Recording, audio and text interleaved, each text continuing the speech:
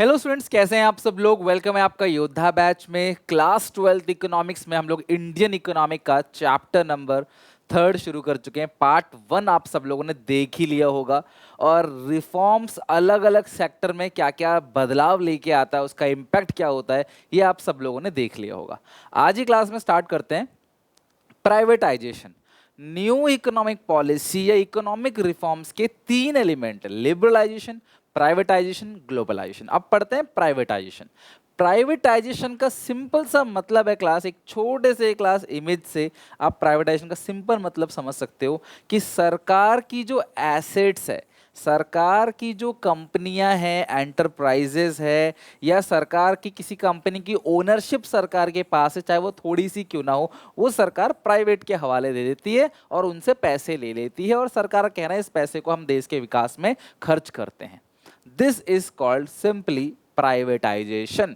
तो प्राइवेटाइजेशन का मतलब क्या है क्लास? गवर्नमेंट से जो प्राइवेट सेक्टर, पब्लिक सेक्टर से प्राइवेट सेक्टर में क्लास कंपनियां चली जा रही हैं, दिस इज कॉल्ड प्राइवेटाइजेशन। सरकार कह रही है इसे हम नहीं चला पाएंगे, इसे आप चलाओ।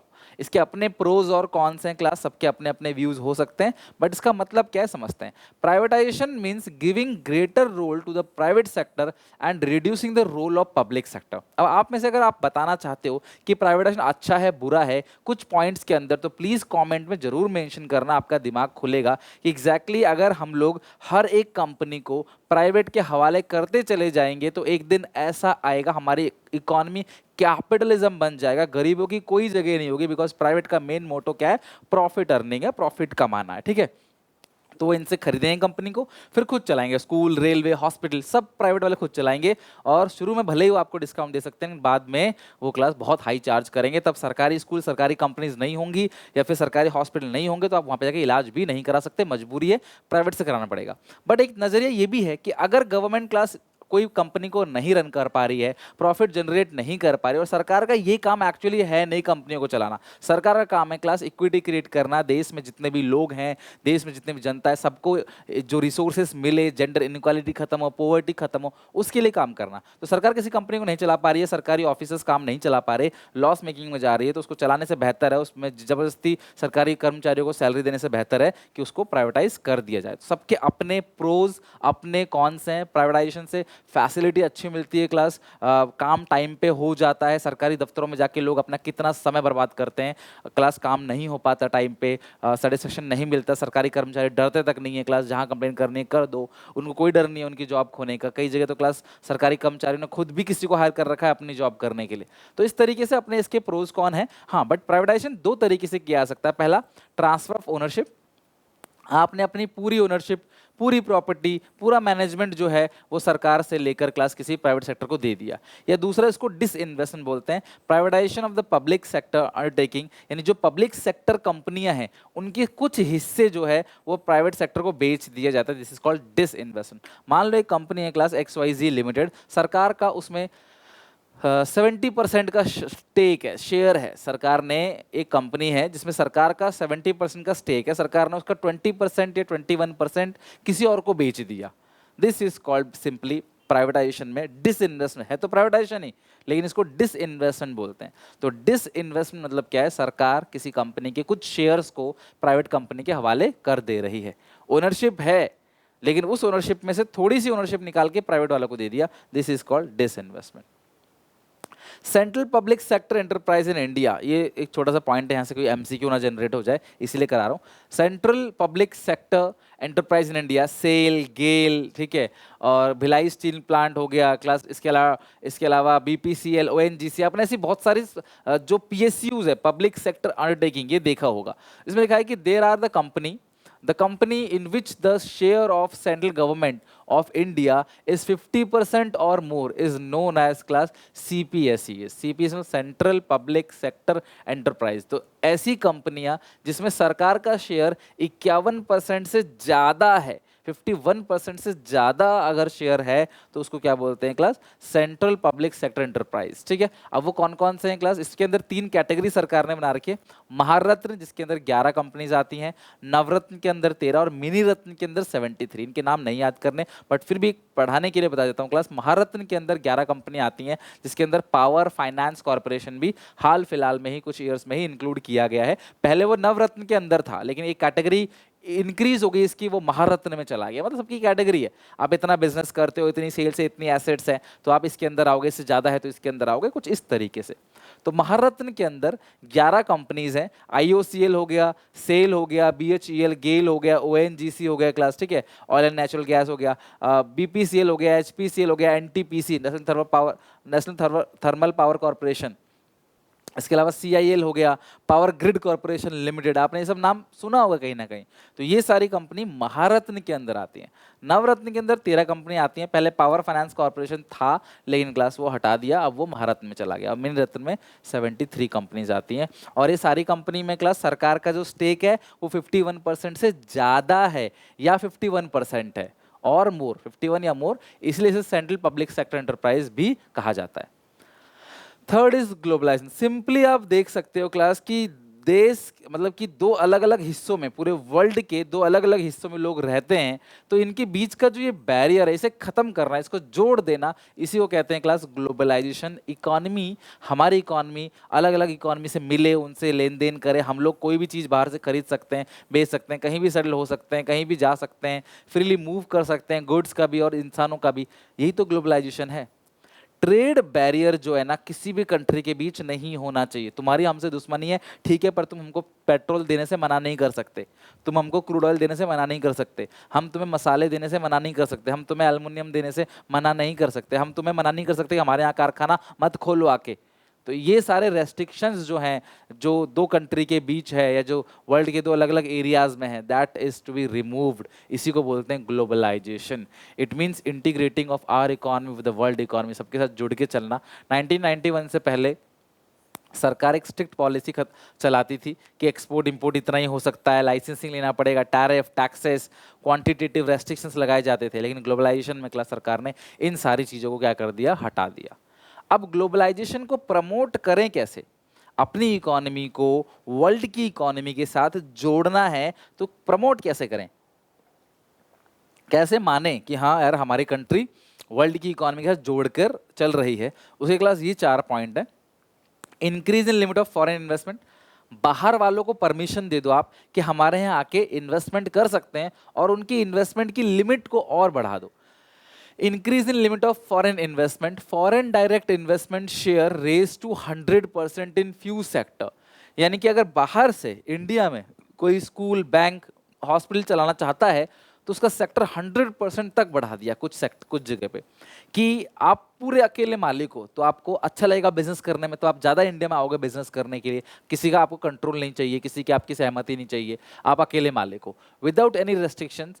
इंट्रोडक्शन ऑफ फेमा, एक एक्ट नया लेके आया, FEMA act, foreign exchange management act. पहले एक पुराना एक्ट था फेरा, FERA, foreign exchange regulation act, उसको हटा के अब लेके आए FEMA, foreign exchange management act.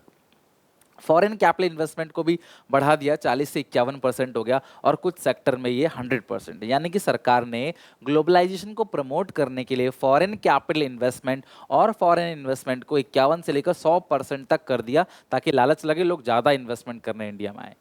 अच्छा, लॉन्ग टर्म ट्रेड पॉलिसी, जो ट्रेड पॉलिसी सरकार ने बनाई वो लॉन्ग टर्म थी। लॉन्ग टर्म कहने का मतलब क्या है, कि जो व्यापार आप कर रहे हो ना इंडिया में आके, वो आप 20 साल 50 साल तक कर सकते हो, आपको परमिशन है। ऐसा नहीं कि आपको 5 साल बाद निकाल देंगे, मना कर देंगे, आप लॉन्ग टर्म तक कर सकते हो।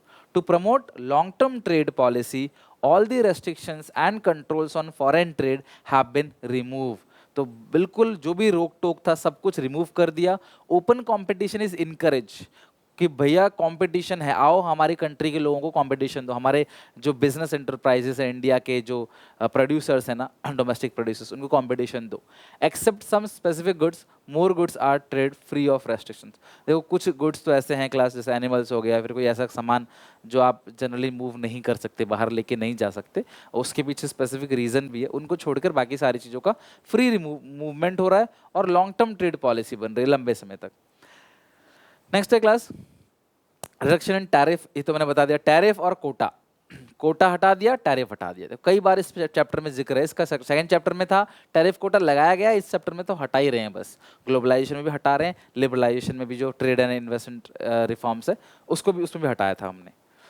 Tariff barrier have been withdrawn on most of the traded between India and rest of the world. It leads to increase in competition. Taxes हटा दिया तो अब बाहर से लोग आ रहे हैं। मान लो मैं ये पेन बेच रहा हूँ, अमेरिका वाला भी ये पेन बना के बेच रहा है, जापान वाला भी बेच रहा है, लाओ सबको इंडिया में बेचो अपने अपने प्राइस पे, देखते हैं लोग किसे खरीदेंगे। तो कंपटीशन बढ़ाया जा रहा है। ये नहीं कि अमेरिका तुम नहीं बेच सकते, जापान तुम नहीं बेच सकते, इंडिया वाले से बोल रहे हैं तू ही बेच, फिर तो वो खराब पेन भी बेचेगा तो आपको वही लेना पड़ेगा, तरक्की होगी ही नहीं। Withdrawal of quantitative restrictions. Earlier, quantitative restrictions are imposed, but it was withdrawn. This is conformity with the India's commitment to the WTO. India WTO का पार्ट है, WTO कहता है ट्रेड बैरियर नहीं होना चाहिए, तो किसी प्रकार का क्वांटिटी बैरियर आप नहीं लगा सकते।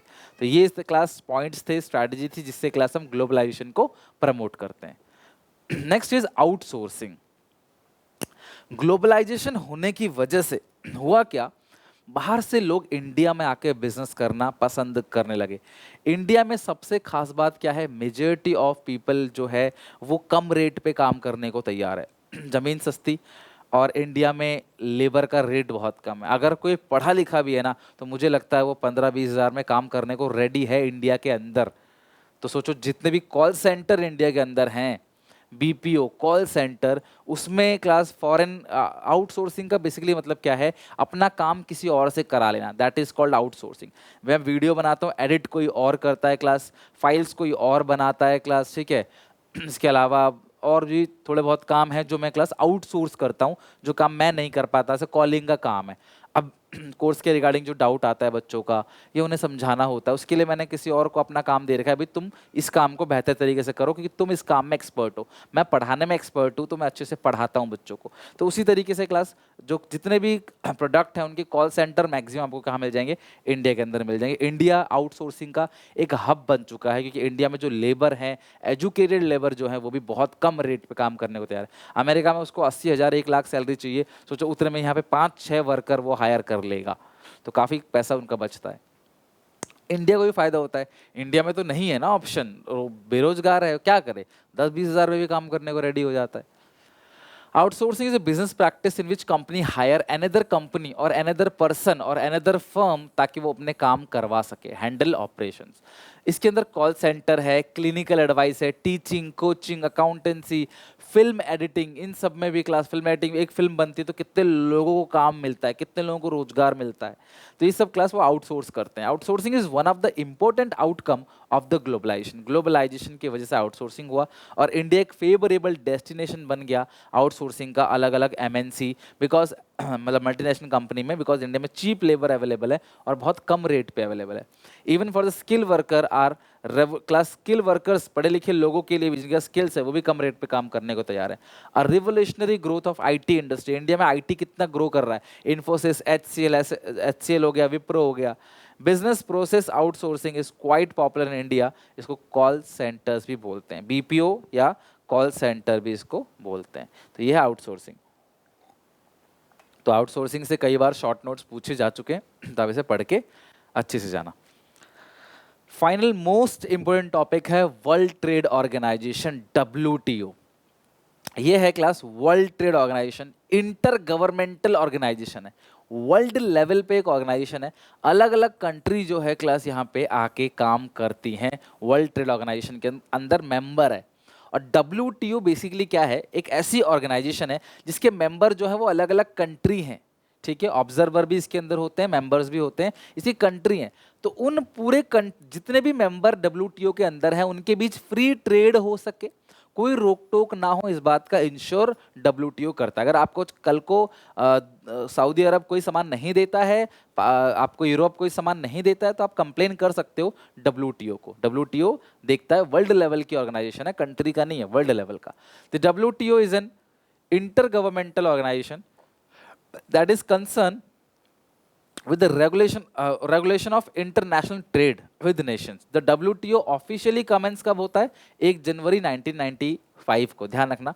WTO कब आया क्लास? 1 जनवरी, 1 1995। लेकिन ऐसा नहीं कि तभी आया, उससे पहले इसका नाम था GATT, general agreement of tariff and trade. ये 1948 का है, ठीक है। तो 1948 में गैट आया, नाम बदलकर क्लास उसको कर दिया WTO। It is the largest international economic organization in the world. इस हेडक्वार्टर जिनेवा में है, इसका हेडक्वार्टर जिनेवा स्विट्जरलैंड में है। और कितने मेंबर हैं क्लास यहाँ पे? 164 member countries of WTO and all the member are required to abide by the law and policy framed by WTO। तो WTO ने जितने भी रूल रेगुलेशन बना रखे हैं ट्रेड के रिगार्डिंग, उन्हें क्लास इसके अंदर जितने मेंबर हैं सबको फॉलो करना पड़ेगा। The WTO agreements cover trade goods as well as services to facilitate international trade. WTO international trade को प्रमोट करने के लिए रूल रेगुलेशन बनाता है और हर कंट्री को, हर मेंबर कंट्री को फॉलो करना पड़ेगा। अगर आप WTO को मेंबर हो तो भैया आपको ये फॉलो करना पड़ेगा, इट्स मैंडेटरी। WTO करता क्या है? तो ये इंटरनेशनल ट्रेड को हेल्प करता है कहीं ना कहीं, टैरिफ और नॉन टैरिफ बैरियर को हटाता है कि कोई कंट्री आपस में कोई बैरियर ना बनाए, ट्रेड बैरियर ना बनाए। तो ये क्लास इन सबको क्या करता है? बांधे रखता है कंट्रीज को। इंडिया भी इसका मेंबर है कि कोई ट्रेड बैरियर ना हो, कोई टैरिफ नॉन टैरिफ किसी प्रकार का कोई रोक टोक कोई कंट्री एक्सपोर्ट इंपोर्ट में ना लगाए। To implement rules and provision related trade policy, जो भी ट्रेड पॉलिसी के अंदर रूल्स रेगुलेशन, जो WTO के रूल रेगुलेशन बनाए हैं WTO ने, उसको सब फॉलो करे, इम्प्लीमेंट करे WTO उसको, ये उसका काम है। रिसोर्सेज का, वर्ल्ड के रिसोर्सेज का मतलब रिसोर्सेज तुम्हारी हैं लेकिन तुम उसे वेस्ट नहीं कर सकते, इस बात को भी इंश्योर WTO करेगा। ये कोई कंट्री कहना चाहेगा कि हम बर्बाद होना चाहते हैं, हम अपने रिसोर्सेज को वेस्ट करेंगे और हम लोग पॉल्यूशन करेंगे, हमारी मर्जी, नहीं कर सकता क्लास। आपको अगर वर्ल्ड में रह रहे हो ना तो क्लास वर्ल्ड को आप, अगर आप खुद, इंडिया खुद को पॉल्यूट करेगा तो भैया आसपास के नेशन भी तो पॉल्यूट होंगे। हवा पे थोड़ी कोई दीवार लगी है, वो तो कहीं भी जाएगा, पोल्यूशन फैलेगा। तो आपको देखना पड़ेगा। जैसे वर्ल्ड हेल्थ ऑर्गेनाइजेशन है, उसने देखा कोविड पूरे वर्ल्ड में फैला हुआ है, तो वर्ल्ड हेल्थ ऑर्गेनाइजेशन की जिम्मेदारी है कि पूरे वर्ल्ड में कोविड को खत्म करे। तो उसके लिए क्लास कोविड एडवाइजरी जारी करता था, कोविड एडवाइजरी WTO बार बार, और इंडिया फॉलो करता था उसको। उसी तरीके से WTO क्या करता है? ट्रेड रिगार्डिंग पॉलिसी बनाता है, वर्ल्ड के रिसोर्सेज का आप वेस्टेज नहीं कर सकते इसको भी देखता है, एनवायरनमेंट को प्रोटेक्ट करने की बात करता है class world trade organization. Even एक फ्रेमवर्क बनाता है जिससे कोई भी डिस्प्यूट अगर होता है, इसके अंदर 164 मेंबर हैं, अगर किसी मेंबर में कोई डिस्प्यूट होता है तो डिस्प्यूट सुलझाने के लिए भी क्लास इन्होंने प्रॉपर डिस्प्यूट सेटलमेंट सिस्टम बना रखा है। To carry out periodic review, class ये रिव्यू भी करता है ट्रेड पॉलिसीज के ऊपर, पॉलिसीज को टाइम टाइम चेंज करता है, कौन सी मेंबर कंट्रीज ने क्या क्या पॉलिसी बना रखी है उसको भी रिव्यू करता है। तो एक ऐसा ग्रुप है, एक ऐसा इंटरनेशनल ऑर्गेनाइजेशन जो क्लास ट्रेड बैरियर को खत्म करता है, फ्री ट्रेड को प्रमोट करता है, और ये है class world trade organization WTO। एक छोटा छोटा क्वेश्चन क्लास पूछ लिया जाता है कई बार, जैसे बाइलेटरल ट्रेड किसे कहते हैं? बाइलेटरल, ध्यान रखना, trade between two economy, two countries, दो कंट्री के बीच ट्रेड हो रहा है, इंडिया या चाइना या इंडिया या अमेरिका, किसी भी दो कंट्री के बीच जब ट्रेड होता है उसको बोलते हैं बाइलेटरल ट्रेड। जब ट्रेड कई कंट्री के बीच होता है, मोर देन टू कंट्री के बीच ट्रेड होता है, उसको बोलते हैं क्लास मल्टीलैटरल ट्रेड। इसका एग्जांपल है क्लास नफ्ता। नफ्ता का मतलब क्या है? North American free trade agreement. और एक क्लास मैक्सिको, कनाडा और क्लास यहाँ पे अमेरिका, इनके बीच एक मल्टीलैटरल अग्रीमेंट है। तो जब दो कंट्री के बीच कोई ट्रेड है, व्यापार हो रहा है जहां पे दो कंट्री इन्वॉल्व है, उसको बोलते हैं बायलैटरल। जहां पे दो से ज्यादा कंट्रीज इन्वॉल्व है उसको बोलते हैं मल्टीलैटरल ट्रेड। ओके, अब अप्रेजल ऑफ एलपीजी आपने पढ़ा, लिबरलाइजेशन पढ़ा, ग्लोबलाइजेशन पढ़ा आपने, उसके बाद प्राइवेटाइजेशन भी पढ़ा आपने, सारी चीजें आपने पढ़ ली। उसका अप्रेजल का मतलब मेरिट। अब इसका मेरिट क्या है, एडवांटेजेस क्या क्या हैं? ये जो एलपीजी है इसके एडवांटेजेस क्या क्या हैं? तो सबसे पहला एडवांटेजेस मतलब क्या फायदा हुआ एलपीजी को इंप्लीमेंट करने से? 1991 में जो प्रॉब्लम्स थी उसको क्लास रिफॉर्म्स लाके खत्म किया, धीरे धीरे कम किया। तो फायदा क्या हुआ? Increase in economic growth. पहले स्लो ग्रोथ था, बाद में 7% तक, 7% तक जो है जीडीपी ग्रोथ रेट देखने को मिला। मतलब प्रोडक्शन काफी हुई, जीडीपी बढ़ा, नेशनल इनकम बढ़ा लोगों का। इंक्रीज इन इंडस्ट्रियल प्रोडक्शन, हमने कैपिटल गुड्स को इंपोर्ट करने में हमने फ्री कर दिया लोगों को, तो जो इंडस्ट्रीज थी, कारखाने थे ना, उनका प्रोडक्शन बढ़ने लगा, टैक्सेस हमने कम कर दिए। तो कारखाने, कोई कारखाने मतलब 100 गाड़ियां बना रहा था तो अब वो 200 गाड़ियां बना रहा है, आउटपुट बढ़ने लगा। बाहर से लोग हमारे कंट्री में इन्वेस्टमेंट करने लगे आके। पहले मान लो 5 लाख करोड़ का इन्वेस्टमेंट देश के अंदर आ रहा था, अब 15 लाख करोड़ का इन्वेस्टमेंट देश के अंदर आ रहा है। मतलब बाहर से लोग इंटरेस्टेड है, चलो इंडिया में अपना कारखाना खोलते हैं, इंडिया में अपना बिजनेस खोलते हैं, ठीक है। जैसे विक्स है, विक्स अमेरिका की कंपनी है बट इंडिया में अपना काम कर रही है। तो उसी तरीके से इंडिया जब सबको ओपन मतलब इन्विटेशन दे रहा है, टैक्स रेट कम कर रहा है, रूल रेगुलेशन हटा रहा है, तो ऑब्वियसली बाहर से लोग आएंगे इंडिया में बिजनेस करने के लिए। Rise in foreign exchange reserve, तो हमारे पास जो फॉरेन करेंसी का भंडार था वो खत्म हो गया था। बाहर से लोग आएंगे तो फॉरेन करेंसी लेके आएंगे, जिससे हमारा रिजर्व बढ़ेगा। हम एक्सपोर्ट कर रहे हैं तो उससे भी हमारे पास फॉरेन करेंसी आ रहा है, हमारा एक्सपोर्ट भी बढ़ रहा था। अगला है क्लास राइज इन एक्सपोर्ट।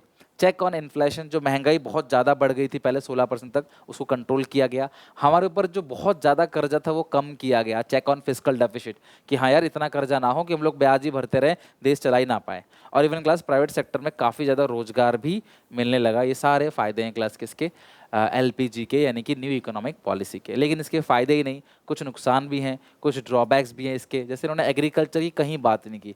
आपने देखा होगा पूरे चैप्टर में हमने कहीं भी एग्रीकल्चर को ग्रोथ करने की बात नहीं की, हमने इंडस्ट्रीज को ग्रोथ करने की बात की, थोड़ी बहुत हमने सर्विस सेक्टर को ग्रो करने के लिए बात किया, लेकिन एग्रीकल्चर के अपने पीछे कोई बात नहीं की। Neglect rural area in growth process, सिर्फ कारखानों को ग्रो करने में काम किया, एरिया वाइज ग्रो करने के लिए काम नहीं किया। आज भी अर्बन एरिया में आपको 100 फैक्ट्री मिल जाएगी बट रूरल एरिया में आपको इक्का दुक्का फैक्ट्री मिलेंगी। तो रूरल एरिया को ग्रोथ करने की बात ही नहीं की। रूरल एरिया को इन्होंने जो ग्रामीण क्षेत्र है उसको इन्होंने क्लास नेगलेक्ट किया। टैक्स पॉलिसी, टैक्स रिफॉर्म्स के अंदर इन्होंने लोगों के टैक्स रेट कम किए। डायरेक्ट टैक्स, इनडायरेक्ट टैक्स है ना, इन्होंने रिफॉर्म किया, टैक्स कम किया। लेकिन लोगों ने तब भी क्लास सरकार को पैसे नहीं दिए, क्योंकि इंडिया बहुत गरीब देश था क्लास, मतलब देश है अभी भी बट तब बहुत ज़्यादा हालात ख़राब थी लोगों की। तो टैक्स रेट सरकार ने कम किया, सरकार का रेवेन्यू कम हुआ, सरकार की कमाई कम हुई, लेकिन क्लास उससे लोगों ने ईमानदारी से टैक्स पे तब भी नहीं किया। एक सबसे बड़ा ड्रॉबैक है, कंज्यूमरिज्म फैलने लगा, कुछ भी बना के बेचने लगे ऐड करके। आज अगर कोई भी चीज़ ऐड आता है टीवी में, 10 बार ऐड आएगा, आप देखोगे, आप उसे खरीद लोगे कहीं ना कहीं, ये बिना सोचे कि क्या रियली में मुझे इसकी ज़रूरत पड़ रही थी, नहीं। लेकिन फिर भी, जैसे परफ्यूम है, परफ्यूम की जरूरत कभी किसी को नहीं थी। मुझे नहीं लगता कि इंसानों से बदबू आती है। कोई इंसान अगर जा रहा है वो भले ही 4 दिन नहीं नहाएगा तब भी उससे बदबू नहीं आएगी, लेकिन लोग कहते हैं भी परफ्यूम है, परफ्यूम लगाने से सब अट्रैक्ट होते हैं, परफ्यूम लगाने से आप कूल बन जाते हो, स्मार्ट बन जाते हो। ऐड आता है टीवी में, ऐसा दिखाया जाता है और आप खरीद लेते हो कहीं ना कहीं। तो वही चीज़ है क्लास कंज्यूमरिज्म, मतलब जो प्रोडक्ट की डुबिशियस गुड्स है जिनकी ज़रूरत ही नहीं है, आप उनको भी कहीं ना कहीं बेच रहे हो। जैसे साबुन है, अलग अलग सोप है, या फिर क्रीम है, सुबह उठ के क्रीम अलग है, रात को सोने से पहले क्रीम अलग है, नहाने जा रहे हो स्विमिंग पूल में तो क्रीम अलग है, धूप में जा रहे हो तो सनस्क्रीम है। अलग अलग टाइप की चीज़ों को बना के चीज़ों को कहीं ना कहीं बेचना किसी ना किसी तरीके से, कि अब इस चीज़ के लिए ये हो गया। जैसे कहीं चोट लग गया तो इसके निशान को भरने के लिए भी एक क्रीम अलग से आता है। तो इस तरीके से कुछ भी बना के, मतलब जिस चीज़ की रियली में बहुत ज़्यादा ज़रूरत नहीं है इंसान को, और वो इंसान वो भी खरीद रहा है, तो इसको बोलते हैं स्प्रेड ऑफ कंज्यूमरिज्म। अगला है अनबैलेंस ग्रोथ। हमारी इकोनॉमी चलती है 3 सेक्टर से, अलग अलग सेक्टर से, ठीक है, प्राइमरी, सेकेंडरी, टर्चरी। इन्होंने सेकेंडरी टर्चरी की बात की, एग्रीकल्चर की बात ही नहीं की। भैया एग्रीकल्चर होगा ही नहीं तो इनपुट आएगा ही नहीं, रॉ मटेरियल आएगा ही नहीं, तो इंडस्ट्री में करोगे क्या आप। भाई इंडस्ट्री कारखाने के अंदर जितनी भी चीज़ें बन रही हैं कहीं ना कहीं क्लास वो कहीं ऊपर से थोड़ी आया आसमान से, वो नेचर नहीं दिया है हमें। तो जब आप एग्रीकल्चर ही नहीं करोगे, प्राइमरी चीज़ें करोगे ही नहीं, एग्रीकल्चर, माइनिंग, ये सब चीज़ें नहीं, एग्रीकल्चर के अंदर खेती बाड़ी या अनाज उगाना, कुछ भी वेजिटेबल है, फ्रूट्स है, अब इस पे फोकस नहीं कर रहे, तो सेकेंडरी टर्शियरी सेक्टर भी एक दिन आकर ठप पड़ जाएगा। जब एग्रीकल्चर ही नहीं हो रहा तो आप प्रोसेस किसका करोगे और किसको घर घर तक पहुंचाओगे। तो ये अनबैलेंस ग्रोथ है, ये डीमेरिट था एलपीजी पॉलिसी का। ओके, तो आज की क्लास में बस इतना ही, और हमने अपना ये चैप्टर ऑलमोस्ट ख़त्म कर दिया है। 2 टॉपिक रह रहा है बस इसके अंदर, डीमोनेटाइजेशन और जीएसटी, जो एक सेपरेट पार्ट में अगली क्लास में हम जीरो ट्रेंड खत्म करेंगे। तो यहाँ तक पढ़ के समझ के याद कर क्या ना, मिलते हैं नेक्स्ट वीडियो में। Till then take care, bye. Video अच्छी लगे तो प्लीज़ यार लाइक करो, सपोर्ट करो अपने भाई को, चैनल को शेयर करो अपने सारे दोस्तों में, और सब्सक्राइब जरूर करके जाना सबके सब, ठीक है। चलो बाय।